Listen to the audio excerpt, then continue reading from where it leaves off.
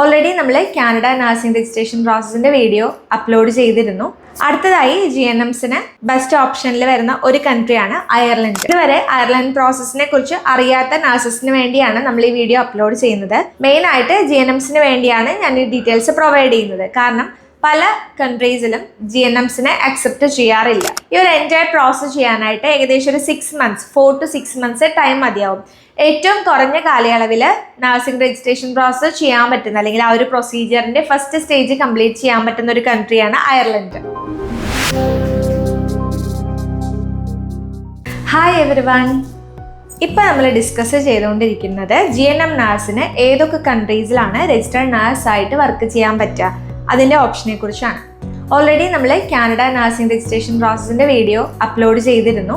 അടുത്തതായി GNMസിന് ബെസ്റ്റ് ഓപ്ഷനിൽ വരുന്ന ഒരു കൺട്രിയാണ് അയർലൻഡ്. നിങ്ങൾക്ക് എല്ലാവർക്കും അറിയായിരിക്കും അയർലൻഡിൽ ഇപ്പോൾ വേക്കൻസീസ് കുറവാണ്.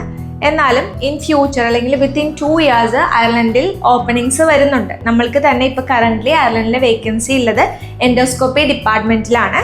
അതുപോലെ തന്നെ അയർലൻഡിലെ വേക്കൻസീസ് പയ്യെ കൂടുന്നുണ്ട്. നിങ്ങളിപ്പോൾ രജിസ്ട്രേഷൻ പ്രോസസ്സ് കംപ്ലീറ്റ് ചെയ്ത് വെക്കുകയാണെങ്കിൽ അവിടെ ജോബ് ഓപ്പർച്യൂണിറ്റി വരുമ്പോൾ നിങ്ങൾക്ക് ഡയറക്റ്റ് അപ്ലൈ ചെയ്യാനായിട്ട് സാധിക്കും.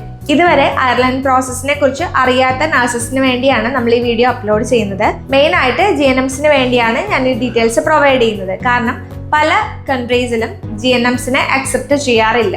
ലൈക്ക് ഓസ്ട്രേലിയ, ന്യൂസിലൻഡ് പോലെയുള്ള കൺട്രീസിൽ GNMസിന്റെ പോസിബിലിറ്റീസ് വളരെ കുറവാണ്. എന്നാൽ കാനഡ, അയർലൻഡ് പോലെയുള്ള രാജ്യങ്ങളിൽ GNMസിനും ഓപ്പർച്യൂണിറ്റീസ് നല്ലപോലെ ഉണ്ട്. സോ നിങ്ങളൊരു GNM നഴ്സാണ്, രജിസ്റ്റേർഡ് നഴ്സായിട്ടാണ് ഇപ്പോൾ വർക്ക് ചെയ്യണമെങ്കിൽ നിങ്ങൾക്ക് പറ്റിയ 2 കൺട്രിയാണ് അയർലൻഡ് ആൻഡ് കാനഡ. അപ്പോൾ നമുക്ക് അയർലൻഡ് പ്രോസസ്സിന്റെ ഡീറ്റെയിൽസിലേക്ക് പോവാം.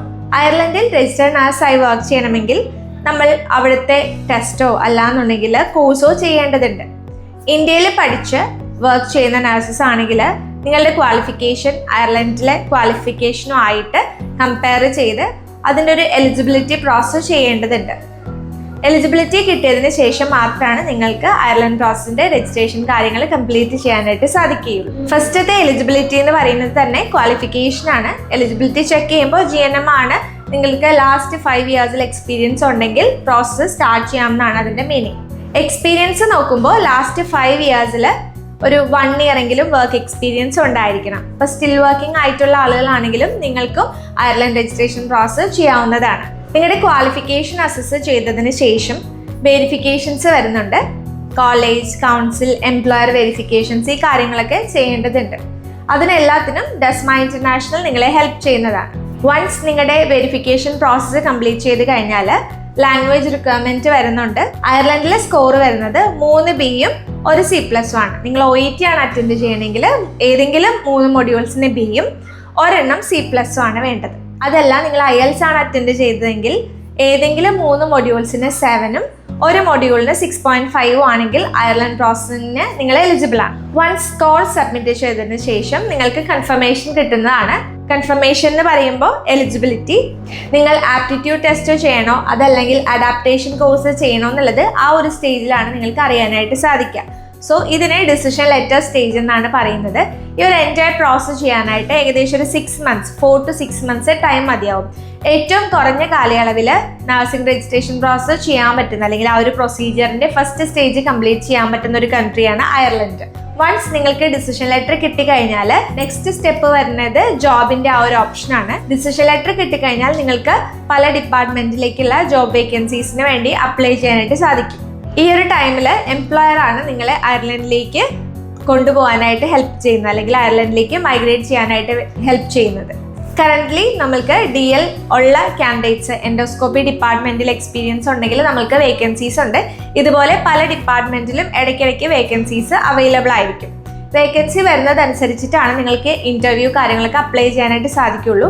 സോ ഫസ്റ്റ് നമ്മൾ ഡെസ്മ ഇന്റർനാഷണൽ ചെയ്യുന്നത് ഡിസിഷൻ ലെറ്ററിന്റെ പ്രൊസീജിയർ ആയിരിക്കും. പ്രോസസിംഗ് ടൈം 4 to 6 months ആണ് ടൈം എടുക്കുന്നതെന്ന് പറഞ്ഞല്ലോ. ഈ ഒരു 4 to 6 months കഴിഞ്ഞ് ഡിസിഷൻ കിട്ടിക്കഴിഞ്ഞാലാണ് പിന്നെ സെക്കൻഡ് സ്റ്റെപ്പ് വരുന്നത്. DL വെച്ചിട്ട് നമുക്ക് പല എംപ്ലോയേഴ്സിന്റെ അടുത്തും അപ്ലൈ ചെയ്യാനായിട്ട് സാധിക്കും. അതിനുശേഷം നിങ്ങളുടെ എംപ്ലോയർ ആണ് ബാക്കി പ്രോസസ്സ് കംപ്ലീറ്റ് ചെയ്യാനായിട്ട് വേണ്ടിയിട്ടുള്ള ഹെൽപ്പ് എല്ലാം ചെയ്യുന്നത്. വൺസ് അവിടെ ചെന്ന് നിങ്ങൾ ആപ്റ്റിറ്റ്യൂഡ് ടെസ്റ്റോ അല്ലാന്നുണ്ടെങ്കിൽ അഡാപ്റ്റേഷൻ കോഴ്സ് കംപ്ലീറ്റ് ചെയ്ത് കഴിഞ്ഞാൽ പിന്നെ നിങ്ങൾക്ക് രജിസ്റ്റേർഡ് നഴ്സായിട്ട് വർക്ക് ചെയ്യാനായിട്ട് സാധിക്കും. ഇതിന്റെ സ്റ്റെപ്സ് നോക്കുകയാണെങ്കിൽ ഫസ്റ്റ് വരുന്നത് അസസ്മെന്റ് ആണ്. പിന്നെ വെരിഫിക്കേഷൻസ് വരുന്നുണ്ട്, കോളേജ് കൗൺസിൽ വെരിഫിക്കേഷൻസ് വരുന്നുണ്ട്. അതിനുശേഷം DL റിസീവ് ചെയ്യും. DL റിസീവ് ചെയ്തതിന് ശേഷം നിങ്ങൾക്ക് എംപ്ലോയർ എടുത്ത് ആപ്ലിക്കേഷൻ ഇടാനായിട്ട് സാധിക്കും. പിന്നെ അവിടെ ചെന്നതിന് ശേഷം രജിസ്ട്രേഷൻ്റെ ഫൈനൽ സ്റ്റേജായ അഡാപ്റ്റേഷൻ ഓർ ആപ്റ്റിറ്റ്യൂഡ് ടെസ്റ്റ് ചെയ്യേണ്ടതുണ്ട്. Then nursing registration certificate provide ചെയ്യുന്നതാണ്. സോ ഈ ഒരു പ്രോസസ്സ് ചെയ്യാൻ വേണ്ടിയിട്ട് GNMs ഇൻട്രസ്റ്റഡ് ആണ്, നിങ്ങൾ സ്റ്റിൽ വർക്കിംഗ് ആണെങ്കിൽ ഡെസ്മ ഇന്റർനാഷണലെ കോൺടാക്ട് ചെയ്യുക. നമ്മുടെ ടീം നിങ്ങളെ ഹെൽപ്പ് ചെയ്യുന്നതാണ്. ഇതുവരെ ഒരു കൺട്രിയും നോക്കിയിട്ടില്ല, അല്ലെങ്കിൽ GNMs ആണ്, വേറെ കൺട്രി മൈഗ്രേറ്റ് ചെയ്യാൻ പറ്റില്ല എന്നോർത്ത് വിഷമിച്ചിരിക്കുകയാണെങ്കിൽ ഡെഫിനറ്റ്ലി നമ്മൾ നിങ്ങളെ ഹെൽപ്പ് ചെയ്യുന്നതായിരിക്കും. സ്ക്രീനിൽ കാണുന്ന വാട്സപ്പ് നമ്പറിലോ അതല്ലാന്നുണ്ടെങ്കിൽ ഡയറക്റ്റ് ആയിട്ട് കോൾ ചെയ്യുകയോ ചെയ്യാവുന്നതാണ്. വീഡിയോ യൂസ്ഫുൾ ആയി എന്ന് വിചാരിക്കുന്നു. പുതിയൊരു വീഡിയോ ആയിട്ട് വരുന്നവരെ ബൈ.